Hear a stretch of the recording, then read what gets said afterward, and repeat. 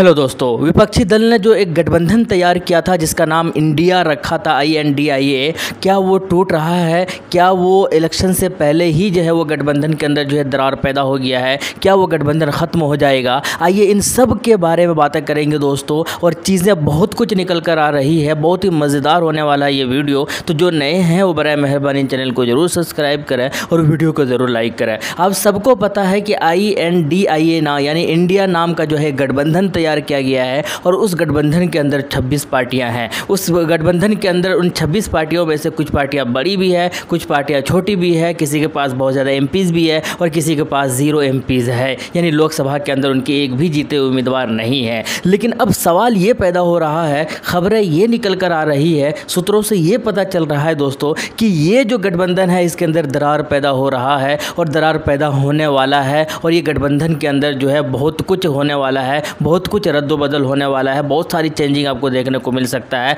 Specially जब seat sharing की बात होगी। जी हाँ, आपने सही सुना, जब सीट शेयरिंग की बात होगी तो उस वक्त जो है इस गठबंधन के अंदर जो है दरार पैदा होने की संभावना बताई जा रही है। और उस वक्त जो है ये लोग जो AMIM को शामिल नहीं किया गया है, तो शायद उस वक्त AMIM वाले खुश होंगे कि अच्छा हुआ हमें शामिल नहीं किया गया, वरना हम भी इसी प्रॉब्लम में या इसी दांव पेच में फंस सकते थे। खैर, क्या है ये हम आपको बता देते हैं कि थोड़ा सा पहले आप लेकर चलते, थोड़ा सा पुराने न्यूज़ की ओर लेकर चलते हैं। उत्तर प्रदेश के अंदर जब विधानसभा चुनाव हो रहा था दोस्तों, तो उस वक्त भी एक पार्टी, एक गठबंधन तैयार किया गया था, और उस गठबंधन के अंदर AIM भी मौजूद थी, और वो गठबंधन को जो लीड कर रहे थे ओम प्रकाश राजभर। अगर आपको याद होगा तो उस गठबंधन के अंदर जो है 10 पार्टियां मौजूद थी विधानसभा चुनाव से पहले। और हुआ क्या, और ये गठबंधन जो है काफ़ी दिन पहले ही उत्तर प्रदेश के अंदर जो विधानसभा चुनाव हो रहा था उससे काफ़ी दिन पहले, 1.5 साल पहले ही जो है उस गठबंधन को तैयार कर लिया गया था।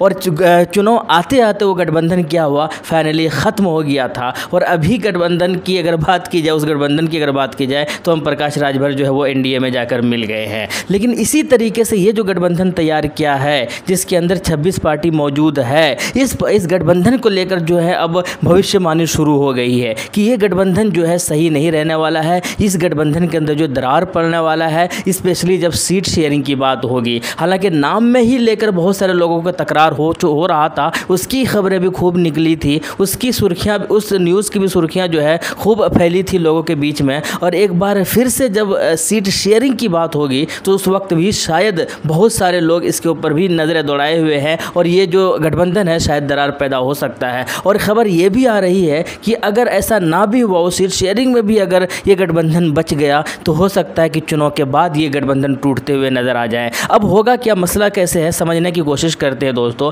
अब इस गठबंधन के अंदर कौन कौन सी पार्टी है? कांग्रेस है, इसके अंदर DMK है, TMC है, जदयू है, SS है, UBT है, NCP है, SP है। ये सारे बड़ी पार्टियां हैं दोस्तों। कांग्रेस के पास 49 MPs है अभी, DMK के पास 24 MP है, TMC ममता बनर्जी पार्टी की बात की जाए तो 23 MP है, जदयू के पास 16 MP है, SS के पास 6 MP है, NCP के पास 4 है, IUML के पास 3 है। तो ये पार्टियां जो है, ये बड़ी पार्टी, इनके पास नंबर्स ऑफ MLAs ज़्यादा है। अब होगा क्या, इसके अंदर 26 पार्टी है, और उन 26 में से कांग्रेस क्या चाहेगी? कांग्रेस ये चाहेगी कि ज़्यादा से ज़्यादा सीट पर जो है हमारे उम्मीदवार मैदान के अंदर उतरे, क्योंकि वो सेफ जोन में रहना चाहेगी, ताकि कल को चुनाव जीतने के बाद भी जब लोकसभा चुनाव का परिणाम आ जाएंगे उस वक्त भी जो है अगर इनके खुद के MPs रहेंगे तो शायद पार्टी के अंदर ज़्यादा स्टेबिलिटी रहेगी। और अगर दूसरे पार्टी भी इसके अगर ज़्यादा MPs जाते हैं तो वो पार्टी दूसरे या तो गठबंधन से अपने आप को विड्रॉ भी कर सकते हैं,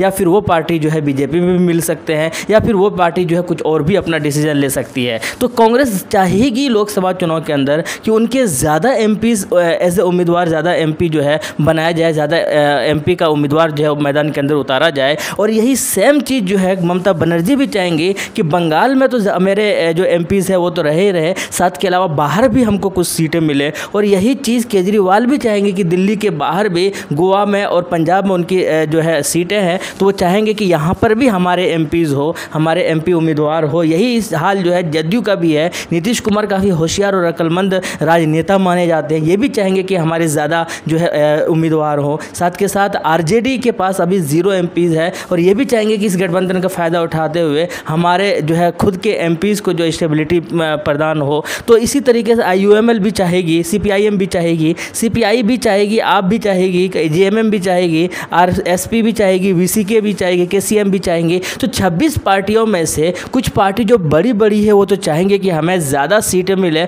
और छोटी पार्टियाँ ऐसा तो है नहीं कि वो जो छोटी पार्टियाँ हैं वो चाहेंगे, ऐसा तो है नहीं कि वो चाहेंगे कि हमें एक भी उम्मीदवार ना मिले। वो भी चाहेंगे कि हमें कुछ ना कुछ छोड़े ही सही लेकिन हमें उम्मीदवार मिले। तो इस तरीके से सीट शेयरिंग को लेकर जो है घमासान युद्ध आपको देखा जा सकता है इस महागठबंधन के अंदर, इस विपक्षी दल के खेमे के अंदर। और फिर नतीजा ये हो सकता है कि ये गठबंधन जो है टूट भी सकती है, ये गठबंधन जो है कमज़ोर भी हो सकती है। हालांकि एक फार्मूला तैयार किया गया था दोस्तों कुछ दिनों पहले, और ये कहा गया था कि एक साझा उम्मीदवार उतारा जाएगा, यानी कि अगर उत्तर प्रदेश के किसी सीट पर अगर वहाँ पर चुनाव लड़ते हैं तो एनडीए का जो मुकाबला होगा इस 26 में से कोई एक ही उम्मीदवार होगा। तो अब मज़े की बात है कि कौन सा सीट किसके हिस्से में जाएगी, क्योंकि अब कई जगह पर ऐसे कुछ सीटें ऐसा है जहाँ पर कांग्रेस भी मजबूत है, वहाँ के उम्मीदवार भी मजबूत है, और साथ के साथ दूसरे जो इसके विपक्षी दल के अंदर जो पार्टी है उसके भी उम्मीदवार मजबूत है। तो ऐसी सीटें बहुत सारी है भारत के अंदर,